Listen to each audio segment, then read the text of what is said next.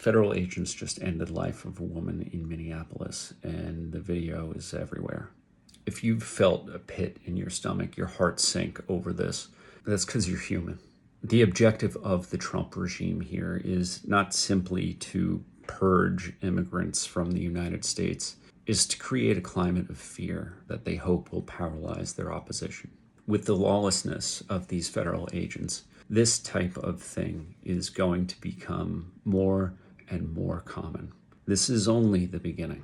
DHS and ICE have already put out statements saying that the woman whose life they ended was the aggressor in this circumstance. And we've all seen Donald Trump operate long enough to know that he's very likely to double down and add even more federal agents to Minnesota, to Minneapolis. He's going to send federal agents to places like Chicago and New York and Portland.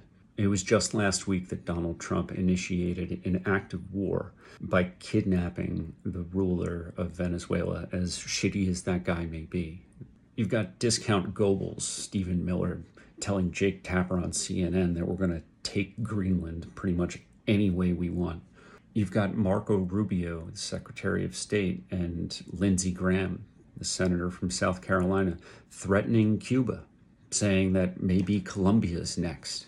I say this as someone who went to war. The people who are beating the drums for war, who are trying to be more aggressive overseas, are almost always trying to do exactly the same thing at home. It's okay to feel sick and disgusted and tired and exhausted. Again, you feel that way because you're human.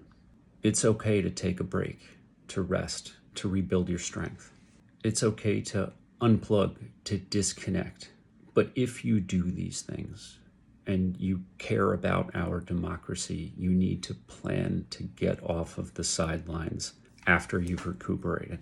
For some people, that means hitting the streets in protests. For other people, that means creating online content. For others, that may mean organizing their local community.